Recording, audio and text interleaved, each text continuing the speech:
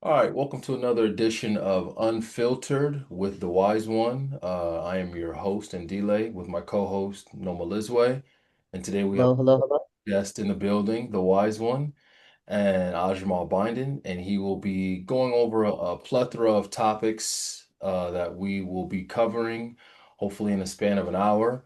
And on this show, we talk about race, we talk about politics, both local and national, also international affairs, systematic racism, and a whole host of things where, most are unafraid to tackle these problems.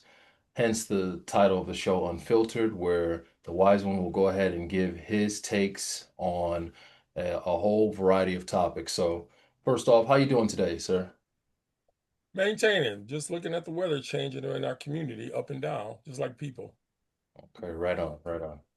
All right, well, let's just go ahead and jump into this because we have a whole lot of things to talk about.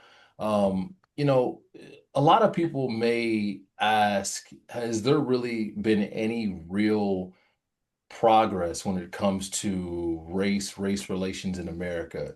In your opinion, or from what you've seen, do you think we've made any real progress when it comes to race, or have we just changed the language on how we talk about it in today's day and age?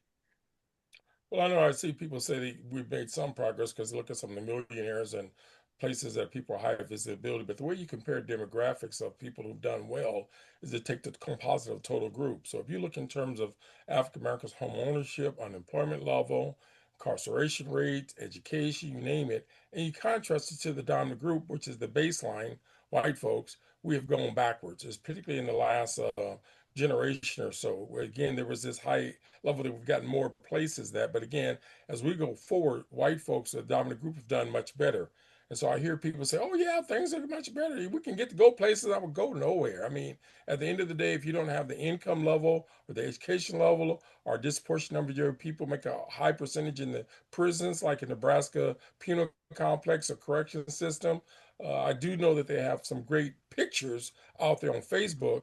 But at the end of the day, we have not done much better compared to the demographics of white folks. And again, in Nebraska, they don't even produce the unemployment level by race because, again, they don't want to show it. Just like it's hard to get data on racial stuff at the university, educational system, Omaha Plantation schools, they all hide it. So I would say, emphatically, if you look at the demographics, the comparative analysis back then, let's say in the 1960s and 70s, 80s, compared to whites, we may be going up incremental here and there, but then we go backwards, particularly under the present administration, where they are negative about African Americans and other people of color and so on.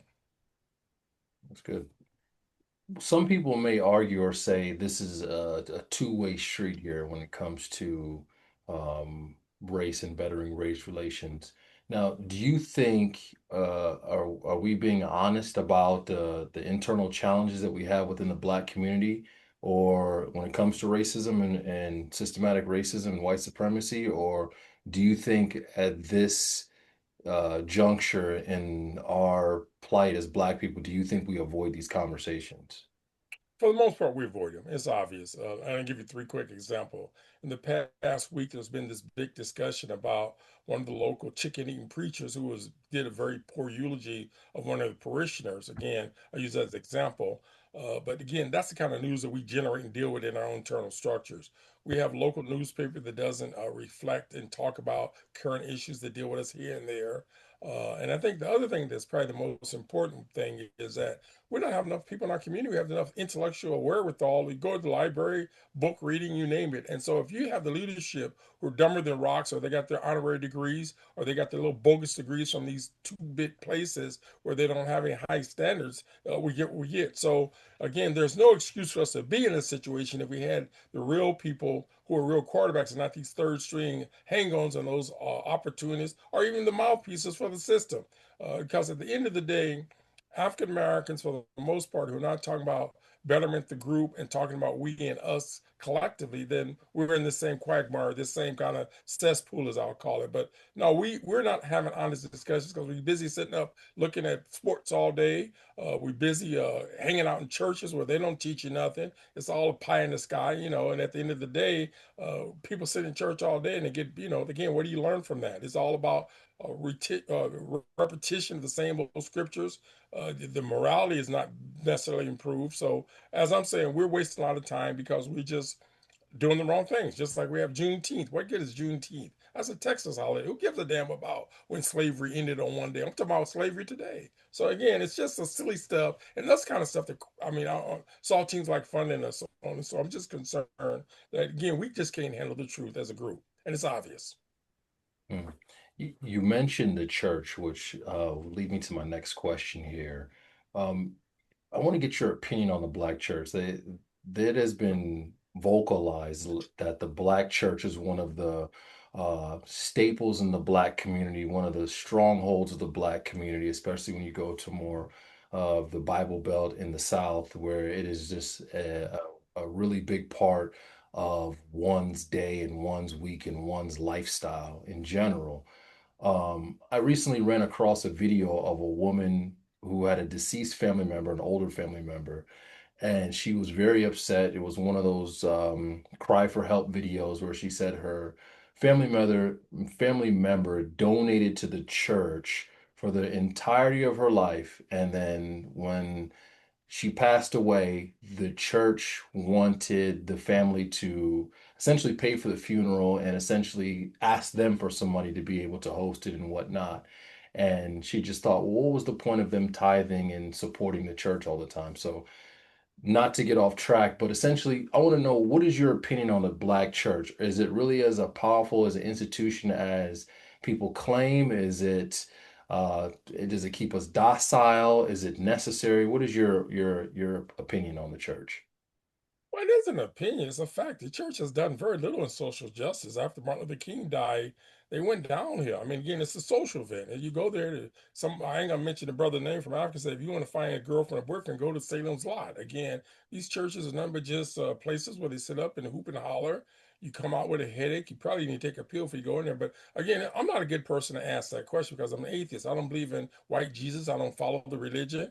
I've never really tied. I might have put in my lifetime less than maybe whatever tokenism if I attend somebody's church just to visit and see what it's like. I've only been in churches a few times in my life that I became of age because once I got permission from my parent not to go and hang out with some of the sinners in those churches, I decided hey, I could do better hanging out at the bar or hanging out at the gambling house or whatever. But the church, again, it has not produced much of anything. In Omaha, we got a church of leaders who talk about gardening and playing with little kids and stuff like that. So I just say at the end of the day, the question I ask are we better off without the church? And I would argue if black folks wouldn't be letting the people who enslave them give them their religion and stuff, we'd be better off. Again, I'm not mad at people if they want to go and have a hobby. But at the end of the day, I don't know anybody who's died and gone to heaven or gone to hell and come back and told us what it was like. Someone told me, and I see it on Facebook sometimes, people say so and so is going to get their justice in the afterlife. Well, ain't no such thing as justice in the afterlife. Get your justice here when you do the crime. If you do the crime, you got to do the time. So again, we don't know what's happening when people disappear and go to the spirit world, if there is a such. But no, I just think the whole thing is sad and silly. The other thing that I would argue is that you can't even have an intelligent conversation with people who are religious because they want to hurt you. I mean, it's just like the Muslims or Christians, Crusades. I mean, we got people here. If you say certain things, look when Kirk died, that commentator, what people were getting fired and act like he was a Christ or something. But Oh, so I think our churches are the biggest scam artists. I look at TJ Jakes, and when you see the minister looking around looking like Steve Harvey, baggy pants, driving a Lexus or Mercedes, and the people going to church in the rain, they got even an umbrella. And when they need food or help, as you alluded to, someone has some challenges dealing with burial. Uh, what good is the church do? I mean, again, I got to be careful now because I like collecting ink pens. I like collecting lamps. So I sometimes like good Willie. So again, it's a good hobby if you want to get out on Sunday morning and meet people. And I do know a few atheists who go to church and they say they go there for socialization and the fellowship and friendship. So again, if you can't find your own friends, enjoy the church and sit around and listen to them keep reciting the Bible, the same old scriptures with the same old verses, the same old terrible behaviors in our community. As African Americans, we have a disproportionate number of people who commit crimes. We have a disproportionate of people who have bad problems in our community, you name it. And you think the time we waste on a Sunday morning would use to improve our lot. And again, some people don't want to hear that. But again, we've been here for 450 years and we still stuck at the bottom. mm, that's deep. So, staying on institutions here, Do you think that, firstly, do you think racism is more about systems? Do you think it's about culture? Do you think it's about choices? Some people think racism is just calling someone a name.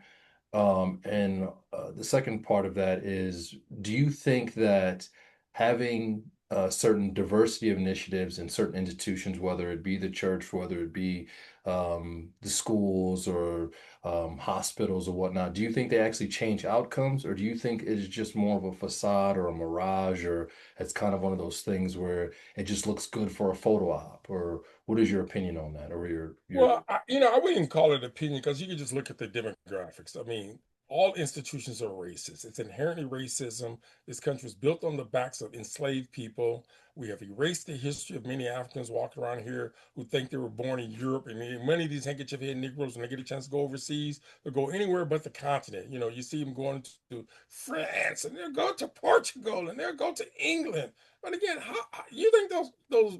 I mean, in other words, we don't even have appreciation of our own culture. So I would not point to one entity as saying it's not being racist. They're all racist because they're controlled by the same saltines of the same evil people who keep us subjugated for many years. Again, they will let a few climb off the plantation here and there, but at the end of the day, that's part of it. And your second question, I'm going to repeat that a bit. Your second question. Well, essentially, I just asked, do you think racism is more, do you think it's more about systems? Do you think it's about culture? Where do you think it at the Well, root? that was the first one. So I said all that goes there. I think the second question that just hit me was DEI. Does that make a difference?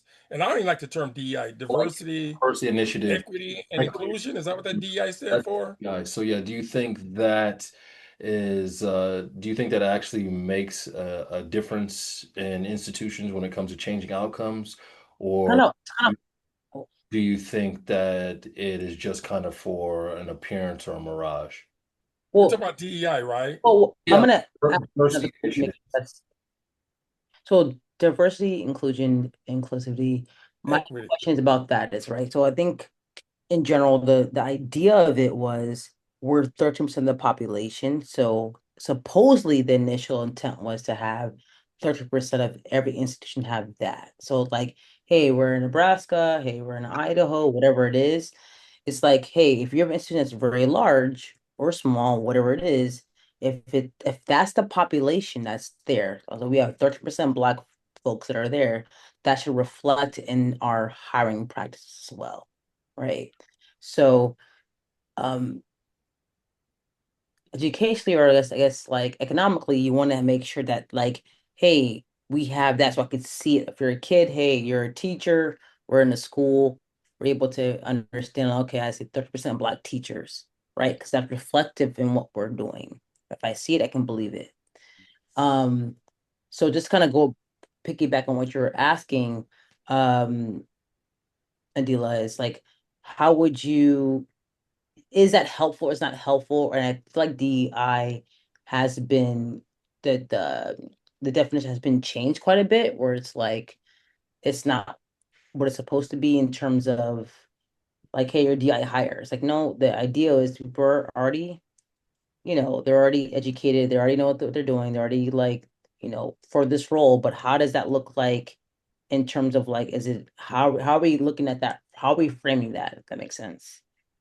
Well, number one, I hate the term DEI. I think it's a euphemism, just like the LGBTQ plus, as Dave Chappelle calls it, the Afro-Bill people. In other words, you're gay, you're homosexual, you're lesbian, whatever. Some people use the word queer. So we play the initials and all that stuff, but we don't do the essence of it's about racism. It's about classism for many of us. But my point I would argue is that even if you don't have, let's say there are very few blacks who live in the state of Idaho or in Wyoming or you name it. The institution, if they want those young white kids to grow up with a balanced approach, you recruit people to that community. There was a line years ago, I'm talking almost 30 years ago, Dubuque, Iowa, which is racist, one of the racist places in that state. They went out of their way to bring blacks, a couple of black people to help them develop multicultural type education and things. They help those racist rednecks there and those people who had that negative mentality about how do you accept other people who are different from you. And so I would not argue the percentage should determine that because if that's the case, it in Mississippi, you would probably have in some areas 99% black folks representing that community, like Jackson, Mississippi, where the majority of that. But again, white folks will go to the private schools, like in Omaha, the Catholic schools are havens for racists and white folks. You go to the many institutions, and the thing I would argue, and I think we got to be conscious of, is if we pay taxes to the institution, there should be some support for the various taxpayers or community groups there. And so you shouldn't have a broadband director in Lincoln who's in charge of that never coming to North or South Omaha. We have a United States Senator, her name is Deb Fisher. To my knowledge, she's never been engaged or talked to anyone. She's been elected who has dark skin like me, in the sense of African Americans. And these handkerchief head Negroes around here with their bandanas, they will not challenge her. In fact, if you ask people in our community who are so-called leadership, whether it be the Urban League, the NAACP, you name it, do they challenge institutions that are not inclusive? And I would say, in fact, they have not.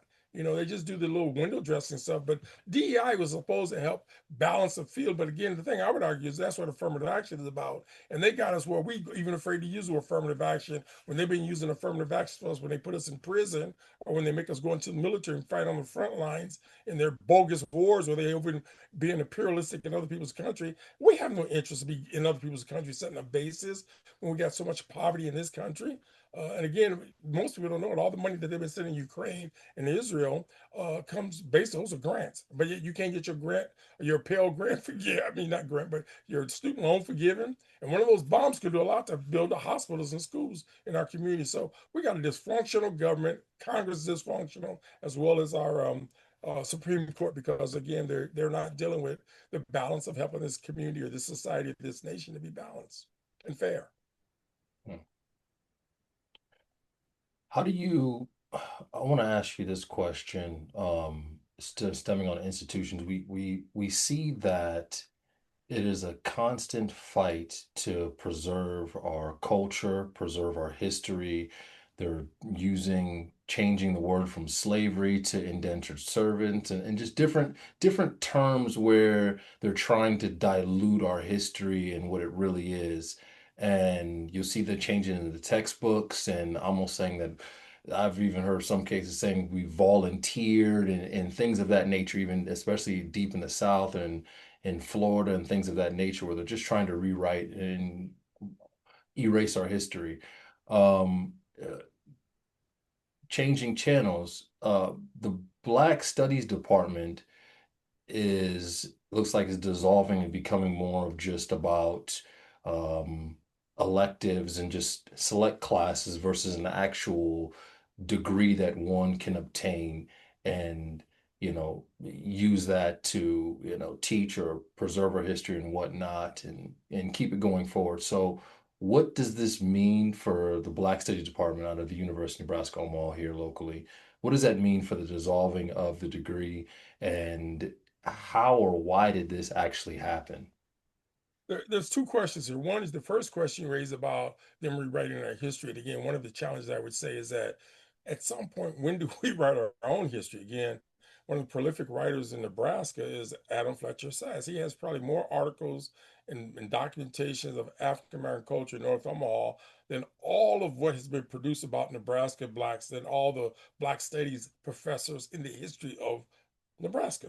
And so again, you have a white guy who's from Canada who's got more documentation using newspaper articles and other sources of information. Some may challenge some of his footnotes in a book or here, or maybe even the fact that this, but he's a lay person who is not majored in history, a master's or a bachelor's degree, but he's self-taught in that area. And again, I know people who are of color who've taken classes, and I wonder what they're producing. So I think at the end of the day, folks, as many of the great leaders before us have said, we should not expect our enemies to teach us our history. Just like, at the end of the day, that's what our parents are for, and that's what our community people are about. But if we turn around and give it to people who despise us, who are daughters of the Confederates, or who are Omaha Plantation School, they have never and they never will educate us because they despise us. It's obvious. Look the way they run those places. It's all about a paycheck to them. And you can look at the data that have shown there's been no significant increases, even when they had the Banneker program. So basically, what I'm arguing is that all the little subterfuges and band-aids that they've put forward, we got to be smart enough not to go for the okey doke. Again, when somebody despises you and they offer you a glass of water, you got to know there's probably something inside. The same thing with food. And so that answers that question. As far as Black studies that you don't know, it's a joke. It's embarrassing. Look at the people who operated over the years. They've used retired school teachers, people who've been vetted through the system, who cause no trouble, who don't know how to read and write on a decent level. I mean, most of the department heads or department people that have used have been adjuncts. And they should just say junks because the kind of stuff that they've done, they don't see us as an activist, they don't see us challenging. Go and find anything that they've said against systems. And I'm not talking about criticizing the university, I'm saying in general in our community. There's been Black folks who've been killed and shot, beaten up, harassed. You will not hear word from the most so-called educated academicians and scholars in our community. Whether you go to the Bellevue University, and they ain't got too many people out there who's that bright to teach anyway. It's a factory mill. Again, you go to Metro, you don't hear them speaking out. And I understand you can't bite the hand that feeds you up to a point, but again, you only work for so many hours in a day. You should have a private life after your working hours. And like I say, if it's like Frederick Douglass said, a slave should never die a natural death. An African American who's conscious should never be lackadaisia or be complacent or be sucking up that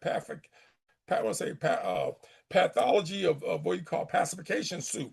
These guys sit around and eat oatmeal all day and they don't do nothing else but eat oatmeal. And therefore they're bland. They remind you of the oatmeal man, as, as it's been said by other people. But no, at the end of the day, folks, we are where we're at because we don't have the collective wisdom to organize or get the right people in front. And you got all these tuxie wearing bow tie Negroes walking around and scratching their head when they don't itch. And at the end of the day, I'm just saying, look at the demographics. Mm.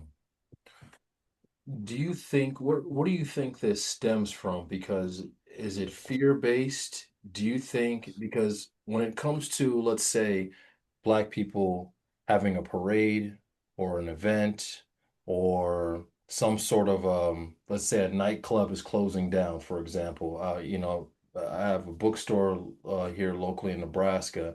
And we had different things going on there, and it'd be hard to get a lot of Black people in there. And I remember I was driving downtown and this nightclub was closing down, and you should have seen the line. The line was wrapped all around the corner. And what I've noticed is when it comes to parades and when it comes to just, the kind of the having fun and things like that, you'll see we'll come out for that. I'm sure if the Black Studies Department had some sort of a picnic or something like that, they'll get a great turnout. But when it comes to issues, real issues, books, or real activism, or things that can actually uplift the community, why are we not present, whether it's book reading groups or some of these intellectual spaces, the thing we hosted at the Black History Museum, the highlighting the different speakers? Is this some sort of a trauma response? We're afraid to look in the mirror, or what do you think this comes from where we only want to focus on fun and games and not actual real activism? Well, I would use a point, almost a Trinity way. The Father, the Son, and the Holy Ghost. Got like the police department. You got the mayor is a former chief. He was a deputy chief. You got the chief of staff, who's used to be the head. And then you got a white guy who's got himself and called a number of kind of crazy things like sexual harassment and defending that crap or that. But part of the problem is that if you don't know better, you won't do better, and that's part of our problem. We've been spoon fed by systems for years.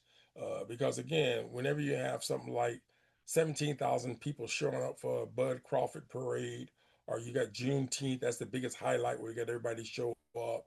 Or then another issue you may have some other kind of frivolous type event that goes on in our community. But part of it is I blame not only our leadership, but also at some point, I know that it's about trauma, but at some point, when do we accept our role to fight back and not be a permanent victim? Again, it's like somebody coming up to rob you and you got a gun and you pull the bullets out. I mean, there's some part of self efficacy, education that we need to take up on our own and do. Because again, I try to go out of my way to avoid talking to people who like smoking good cigars. I don't smoke cigars. Somebody's into good cognac and some Hennessy's and that. I'm not going to be an expert on that because I don't drink that stuff. Can't even afford it. And if I could, I would spend money on something else besides something that takes me to the spirit world. Between the alcohol and churches, they both talk about spirit world that's not reality for you. So again, I don't want to make fun of people, but again, we are sometimes put ourselves, we handcuff ourselves. And I know I talked to a person, I'm not going to mention names, but I could, where the person went to a small town in Nebraska and the person was trying to buy gas. They told him you couldn't come in this place because of the color of your skin. Well, that person didn't do anything about it. And I've heard many stories from African Americans in this community where their sons, their daughters, their loved ones have been harassed or been racially profiled in this, won't do nothing about it. But as soon as you have some sports event, we want to get on Facebook and take credit for somebody else's accomplishment. Get your own accomplishments. Again, leave the legacy for your children. Do what you got to do. And it doesn't have to be that great, but at least stand for something at least once in your life. But if you do a Google search on some of our elected officials and some of our leadership, there's nothing going to come up but just no information found. And so my point back to you is that, yes, we can blame the man, and we know the man has created this sophisticated AL situation that educates us. But at the end of the day, when you know something, shouldn't you do better? And for the most part, some of us like to put the mask on and we don't want to take it off because we don't want to deal with our reality. With time, again, drama is there, but at some point we got to come out of this cesspool and push back and make it better for the next generation. Very good. So as you were saying, like you have some really great suggestions of like that we gotta do a lot better. Like for someone that knows, they probably don't, they see that there's a problem. They're going to the parades, going to the bars, going to all the things to try to celebrate Black excellence in their eyes. How would you suggest someone to try to progress their family, right? Whether it's the father and mother of kids, or maybe someone who could be a single father, a single mother, and they want at this point in time, maybe they feel like, oh, I made some mistakes in the past. I'm pretty, I haven't seen my kids in 10 years or whatever it looks like. Because some people do feel like that they're a lost cause and they make more bad decisions, right? So, what would you suggest or advise for someone who does care about, the plight of our race and the plight of our culture? They want to do better, but they think because they aren't the best, I guess, role model that they cannot do better, so they continue doing bad situations. So, like, oh, I'm not anything. So, what can I do? Uh, like, how would you suggest their first step, whether there's someone who went to school or whether there's someone who didn't go to school or someone who been in jail, right? What kind of steps would you suggest for them who they said they care, they do care, but they still don't know how to go about it because they don't have anyone around them, but they know that there's an issue. And can I speak to the issue as confidently as maybe you or someone who um has been down the route as similar, but they don't get it yet, but they're trying. Like, what would you suggest for them to do? Well, number one, I think you have to continue to read and you surround yourself with people who are positive. I interviewed a person recently, and it was always one of them, they say white cloud. I didn't say dark cloud. I said the white cloud above their head. They keep messing up. And again, if you keep messing up, like, what can we do about that? I mean, if you want to put your head in the lion's mouth, how can I pull it off? If you want somebody to put their foot in your butt, what can I do? So again, if you know better, you do better. But I just say you got to self-educate yourself, be around people who are positive, upbeating, moving forward. There's some people who are just always negative. They always go from one relationship to another relationship, and everybody's bad because they have a negative outlook on life. Don't get me wrong, there's a lot of negative things that are in our society we have to address and deal with, but don't just vacillate towards those kind of people or those issues. And I call them constant complainers. I just stay away from them because at the end of the day, I can only talk about, oh, it was hot yesterday, whatever. But when I'm going to talk about people, if I'm into reading and writing and I'm trying to do some stuff to better myself, and sometimes we have to start at the bottom in some institutions. We don't have all the skill sets, but at least start somewhere. But don't just sit back and just be like some of these professionals where they just sit back and expect their COVID-19 checks or to get their welfare checks from their job and sit in their office all day and play card games. I've seen that in your offices where people don't do work all day. They get away with it because their boss don't do work. And you'd be surprised the number of people I've called or written letters to, they won't respond. Again, I'm not talking about people who are so-called friends. I'm about people who are working in offices making six-figure income. Again, as far as I'm concerned, why should you get a six-figure income using public funds or government funds when you don't even answer your call and it takes you 2 weeks to get back to someone? So again, I could document that the number of incompetent people running these nonprofits, and the kind of salaries they get is scandalous. I mean, again, it must be bribe money because some of them are not smart enough. I don't even know if they know how to sign their names on a piece of paper. But I point I'm going to say, and I think very succinctly, is that we can have to focus on ourselves. And again, you can't improve others unless you improve yourself. Again, if you don't know how to tie your shoes, you can't teach your child how to tie his or her shoe. And that's what we're facing in our community. We have to do what we did when we got emancipated, so-called emancipated, where we had a high illiteracy rate in our communities, and coming off the plantations, almost 80, 90% of our people learn how to read and write and so on. And look like we're going backwards, looking at the caliber of what we see in the local Nebraska and both most of our big cities or towns here. It's good. I've also noticed that you are invited to speak or to represent at a lot of different places in Nebraska, different cities, whether it's Scottsbluff, Lincoln, Omaha, even within Omaha, South Omaha, North Omaha. You're invited to come speak and to represent and give your viewpoints. Um, why oftentimes when you go to these places, so few black people are represented, or you may even, I'm sure, be the only black person in the room. Why is that a thing in 2026? I hate to say this, but this sounds kind of fatalistic. We haven't evolved. Again, a lot of us are not at that point. We don't see that as important. And some of us are so busy doing that 8 to 5, got two jobs, or you're stressed out. And so I understand that. And again, I'm not blaming the people who their hands are tied, just trying to get the Maslow hierarchy of the pyramid of getting enough food on their table. What I'm concerned is with those folks who know better, who some of these events can help improve the quality of their life, like self-education. Again, if I want to learn how to build a deck, and I don't want to hire somebody because I don't have the money, then I have to go to YouTube or go to somebody where they offer these self-education courses or whatever. But I think for many of us as African Americans, we really have relied too much on others to help give us their placated viewpoints about who we are and what we are. And we accept those images and put those masks on, and we play the role of the buffoon, the puppet, the person's lackadaisia who's just basically incompetent. And so, again, excellence require excellence. And as a quote McGregor, the cage fighter, he says, "Gods respect other gods." Again, people who don't understand certain things can't do certain things. So, one of the things I would say, I'm not invited to speak as much as I'm invited to facilitate or participate or coordinate, because again, a lot of the stuff that when I used to teach at the University of Nebraska Omaha, Nebraska Methodist College, I also taught at Metro Community Colleges. Somebody like me can only survive so long. They can't handle the truth. If one or two of those little white fragility students get all angry, upset of something I've said, they're going to report you, and next thing you know, they're not going to hire you back as an adjunct. Again, the same with Black Studies. When they had that guy who was a flaming gay homosexual guy, and I criticized during the Malcolm X conference about what would Malcolm say about the Black Studies department. Next thing you know, I didn't get an adjunct teaching until the new director came in. So again, if they don't like you, if you don't smoke their cigars or sing their songs or drink their tequila or whatever they're drinking, they don't want you around them because it reminds you of Trump. You got to be able to call down to them and you know shuffle and buck down dance to them.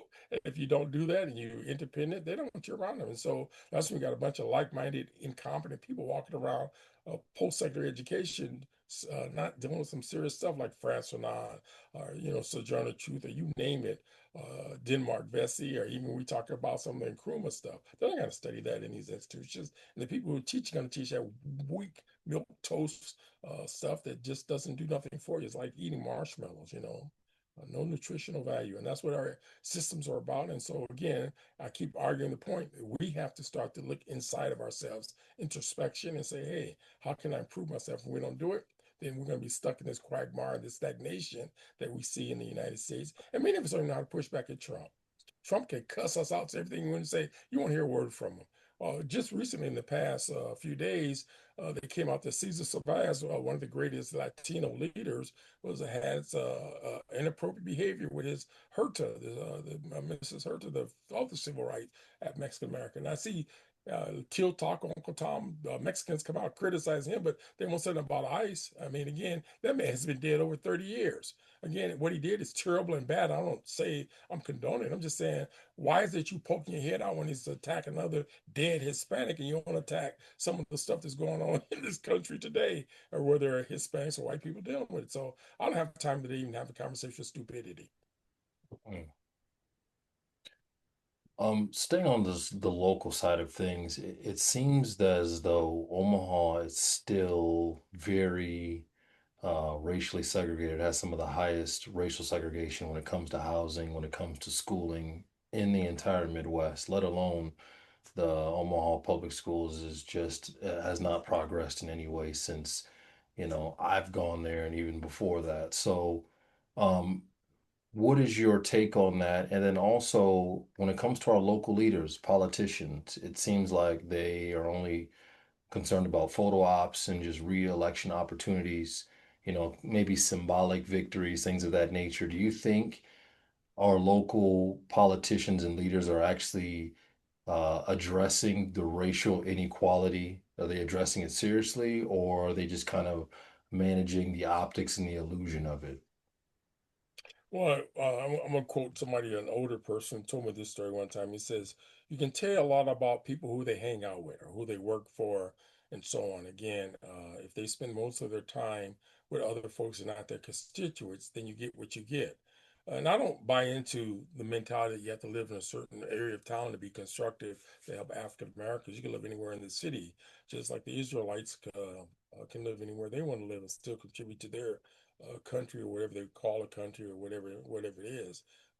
So on. It's kind of a strange place over now. But my point is that at the end of the day, integration means nothing if there's no substance with that integration. You could, when we had busing, you had some great integration in the city, but what they did is they put all the black kids down, and put them in a certain area. They're still go to Central High School has been integrated for a while, but all the black kids are all in the low education classes, distributive ed, you name it, woodworking classes type. I'm not saying they offered woodwork at Central, but you could almost tell the second classes that they offer, you would never see African Americans in honor classes at Central. Might be one or two, and there might have been more who could have been identified, but again, because of the social pressures on them is there. As far as politicians, I don't, and I say this very sincerely, I've interacted with some over the years, but at the end of the day, their goal is to be reelected. And they cannot go out and say what they want to say. And sometimes when they do say what they want to say, they can get themselves in trouble. But the way that you measure the effectiveness of a politician is how well they deliver the bacon. And I'm talking about Congressman bacon, but deliver the bacon back to the community. So if we still have all the most negative situations in our community, some of that I blame not necessarily exclusively on the politician, because it goes back to us being politically astute. We have training classes of public policy, but for the most part, it's always focused on what happens in Lincoln versus city government and county government, which is probably the most corrupt organizations in the city in terms of how they treat African Americans. You can count the numbers. They didn't want to produce the numbers. You got the Human Relations Department ran by a woman who was a daughter of Confederacy mentality. You got the Equal Opportunity run by a white woman who's not doing her job in a sense of helping people. And when does that person in Lincoln, ENOC, come to Omaha, interact with a group of African Americans or Latinos or Asians or Native Americans? Hardly none. I would bet some money on that one. And the same with the Human Rights Department. She has no vested interest in advancing the cause. So my point back to is we got to be careful with this UNICEF postcard look where they got that step and fetch and sitting in the room, grinning, showing all their pearly whites, but delivering nothing. Again, we got a guy who's in charge of diversity or initiative in city, Keith Station. I call his name out because he's working for the government, but I have never seen one piece of paper or report from his office. And that guy's making over $100,000 a year. Are you serious? Again, that's part of our problem. So if we, as someone once said from South Africa, if you have a very favorite weapon, let's say a particular gun, and it gets in the hand of your enemy, it is no good to you. It is no use to you, and it's no good for you because your enemy has that weapon, and that weapon oftentimes is going to be used against you. Mm. And that's what happens in this community. Well, before we get into any like recent letters or emails or anything that you have regarding concerns in the community, as well as any reads you're interested in, Nami, do you have anything, any questions or anything you want to kind of throw out there? Because I want to segue into that segment, and then after that, if the wise one wants to go into anything he wants to talk about a monologue, he can. But Nami, do you have anything you want to tie in or any other questions you want to kind of that are related to? Yeah, Okay, go ahead. yeah. I mean, it is Women's History Month, so I would love to ask you. March is Women's History Month. I would love to ask you about this some of your in honor of Women's History rather, right? We have some great which women have been your greatest impact on you, both personally and professionally? Well, obviously, it'd be my mother. My mother be number one because she educated me to understand the equality of having men and women in an equal manner, and men knowing how to cook and clean, change babies' diapers, feed them, and everything else. And I like to tell people everything woman does in terms of raising kids. Except I don't know how to breastfeed. I can't do that one. But again, as a father, I would say my mother had the greatest impact. But there are other women in our lives that we know about. My wife also my late wife was a great influence on me and understand the issues what women go through because of sometimes you cannot see that stuff when you come from a chauvinistic, misogynistic environment as the United States for women. And of course, I had one daughter, so she helps me a little bit, but I have to keep helping her out a little bit. But one of the things I want to say, I think is so important, and I was in a conversation with a friend the other day, and she talked about women's issues and this. I said, hold on, you gotta be careful now. These crackers, I mean, these saltines, I got to stop that word. I got to get slips all the time. But they got these people out here talking about women's issues, children's issues. No, it's part of a family. And I find it disingenuous and negative when you have these organizations run by so-called black women. They want to hire a black man there. How does that work out for you?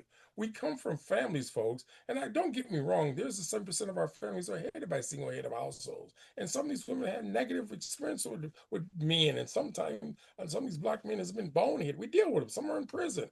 But don't go around promoting one segment of the families like they do to us. They don't talk like that. They basically, the white woman lives with her white husband or a white partner and they raise their kids. But in our case, we just put ourselves apart and separated because they pull that crap on us. So no, we're family. And we can also be feminists, but again, I just think the way black men are treated in many of these nonprofits, and you look at the board of directors, the only way you get on the board of directors is if you're a black man, you got to be gay or homosexual or alphabet person. Don't say that disrespectfully. But at the end of the day, I want somebody who's raising kids. And even when I see people who are alphabet, I like when they're raising children, promote them to help them to grow, to help our society.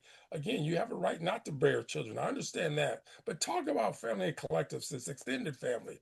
But don't be always pulling these groups apart, and then all of a sudden, when they get back in their little includes or their little places, a house or abode or what are you going to call it, they're united against us. That's where we're stuck on the oppressive situation in our community because we can only go family as the basics of our family, and our structure as a group can only go forward collectively. But we start doing individual dance, and it is on the internet that Jay-Z and Beyonce wants to go move to Europe. I don't care where they move to. Those are billionaires. They can live wherever they want. They ain't moving nowhere. They just going from one house to another house. They got houses all over the world.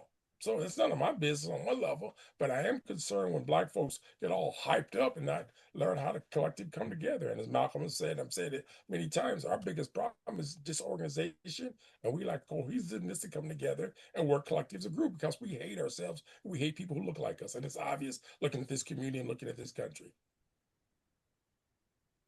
Thank you for that. Okay. My other question is about feminism, excuse me. So feminism is often defined as the belief that women should have equal rights to men. However, the term seems to carry many different meanings today. Why do you think that is, and how do you understand the differences between black and white feminist perspectives? Well, white women are always going to be hypocrites and liars about their racism. Again, it's just like gay people. The most racist people you can imagine are some people who cling to their one single issue and they run with it. I mean, it's like when I worked for the Catholic Church, they were concerned mainly about abortion. I'm not mad at them, but we're the only people try to handle all kinds of things. But go back to the issue of the feminist issue. And again, I'm seeing this from a man's perspective, so it may be a little bit jaded, but I have never seen black women fight for black men in the same way that white women fight for white men. Okay? Doesn't exist in this community. Look at the public schools. Look who will get hired. Again, how in 2026 can you have some of the eggheads, incompetent, stupid, asinine, bamboozled personalities in our systems running our communities? I mean, think about it. And so I think oftentimes the system is going to take a white woman because, again, she's not going to abandon her white counterpart, male or whatever. They'll rather live under their oppression of their white male than to have a black person in their circles. In actual fact, I cannot begin to describe you the number of times I've been in environments where the people are just outright racist and hostile about me. And even I've had people criticize me about how, again, it's almost like you walk to the places like just because I belong to a certain gender, being black, I'm assumed to be a convicted killer, I mean, a criminal. Again, I have never been locked up in prison. So don't come to me sideways. And I guess that's part of the white feminist racism that we deal with. And I must say this very sincerely. I've known a lot of white females over my lifetime, and I do consider them frenemies at times, but I've never found one who acts like the John Brown, where they're involved in social justice for a lifetime. It doesn't exist. They always resort back to their white feminist. And even now that I might meet a white female who's married to African American, but most of the time their whole role is convert that African American to be more in their culture than the other way around. I've seen some white women who speak Black English very well, but at the end of the day, when they could use their whiteness and their feminists to get some benefits, I'm not mad at them for taking advantage of it, and that's what they do. Mm, that's deep. Thank And then finally, just to kind of wrap that up, I would say there are many issues that impact women today. In your view, what role can Black men play in further supporting Black women in their ongoing pursuit of equity and justice? The reason I start laughing is like one of the ways to support a black woman is you got to be around them. You got to be married to one, to have a deep relationship, want to raise your black daughters to be treat them as you do your black boys or your sons or whatever. So it's almost funny. It's almost a given. How can you support me? When I'm in the unemployment line, help me out somewhere to get a job. You help your other friends get in. But I think the most important thing we can help each other is to teach and educate each other to take it to the next level and not get mad at people who have different points of view. Again, today I didn't use any profanity. I didn't, basically insult anybody who don't need to be insulted because they're dumber than rocks. But the point I'm trying to say is that we need to believe in freedom of speech and freedom of thought. And one of the things I would kind of close out to say is that we got to start reading it. There's a book that I'm going to recommend that people should read, two books. It's called The End of Blackness, Return of the Souls of Black Folks to the Rightful Owner, Deborah J. Dickinson. And that's probably one of the best books I've read in the last few years, along with the Some of Us. But we got to start reading books. She is a multi-talented, got a degree in law. She's always been an activist, but her writing is excellent. I would say read that book. She also has another book that she came out that I like. The American Story. This is more of an autobiography by her, and I haven't read that one. I'm looking at it, but as I was looking at my Kindle, there must be at least 10 books that I recommend. No More Police, A Case of Abolition. We should get rid of the police department in its existing system. Cut their budgets in half, and they could probably do just as effective work in that. There's a book called Empowering Social Justice Warrior, a comprehensive guide for Black Americans and the woke to crush conservative narratives and advance DEI. Again, DC Cannon. Cutting School, The Sacred Economics of American Education.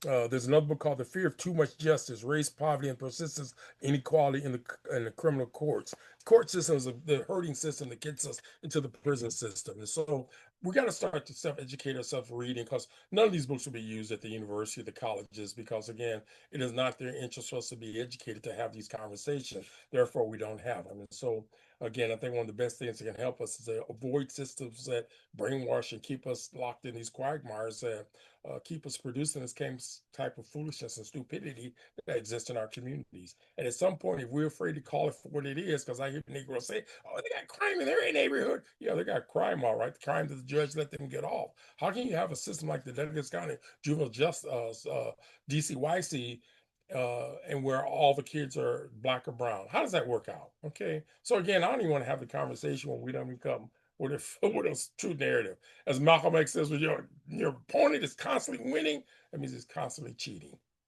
Mhm. That's good.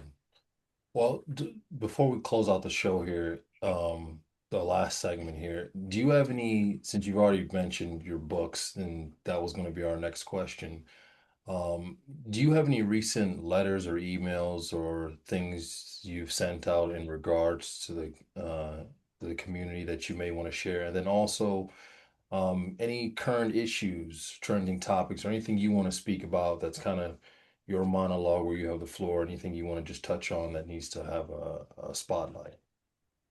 Well, I think one of the most important areas that we didn't talk about, but I think is key, is healthcare and how we need to be much more cognitive of our cognizant of our healthcare prevention as well as how we eat, our diet. Because if you go to the medical center, well, I don't care which one you pick, you will find very few people of color, particularly African Americans, working in those institutions. I wrote a letter to Dr. Khan, I think it's Khan or something like that, probably about 2 months ago. He never responded, and at some point, I'm gonna follow up with sending that letter to the head honchos as well as to the regions Who is Dr. Khan? leaders. Who's Dr. Khan? Public health at University of Nebraska Medical Center, but again, they work in public health. They even got a couple of black women working in some of these departments. One of the head black nurses is also there. But again, when you write a letter to them, ask them, how do you involve the community? How do you help move outside your enclave of your clustered environment, clustered environment there where you're just all in a circle and you don't come out in our community? We got to address that. And so my point is, if you're serving the community using tax dollars and you are actually trying to help improve those demographics that show us having the worst conditions of high blood pressure, heart disease, cancer, you name it, we are, and of course, Native Americans are always at the bottom. But what are we doing to go upstream to deal with that? And I think public health and prevention is very important. And there's some things that people don't know. You have to refrain from alcohol when you have certain diseases. It can exaggerate that disease or that problem. Again, do we get that kind of education from healthcare providers? Like you go into these pre-med programs, you won't see very few people of color in there. And if they get through there, as soon as they get their degrees, they leave town. We have scholarship programs. I don't believe in scholarship programs, especially if it doesn't tie you back to helping that community. Because a lot of the people I know over the years, particularly of color, when they get their degrees or whatever, they booked out of this racist, fascist community of Nebraska. This is not a good, healthy place. It's a very toxic place for somebody who's conscious. And as James Baldwin said, if you wake up, you're enraged every day if you're conscious about living in this society. So I would say healthcare is an area we need to spend more time on, less on sports, less on religion, and more on how we can live, have our lifespan extended instead of having these years of life lost. Because again, our demographics show as African Americans, we die prematurely. And we die prematurely because sometimes we don't know better. You cannot smoke cigarette all your life and expect at some point it may have not have some impact on you. Or putting a big cigar in your mouth and bragging about it with some alcohol all the time. Again, it can affect your body. And so we need to talk about it. I do believe that people have a right and a choice to do what they want to do. But at the same time, it's like the helmet law. If you drive around without a helmet on and you get your head busted open, you're going to expect somebody to help save your life. And so you can be prevented by make sure you have a helmet on if you're going to ride a motorbike. And again, we see almost every month someone is killed on a motorbike in this community or in our state. And with that, that'll be our last question. We want to thank Ajmal Bindon, the wise one, for coming in and giving us some enlightenment and good knowledge here on a lot plethora of topics. And I'm your host and dealer with my co-host Noma Lizway. And tune in next time for another episode of Unfiltered, where we talk about race, politics, local, national, and a whole host of topics where most are unafraid to speak on. That, say peace.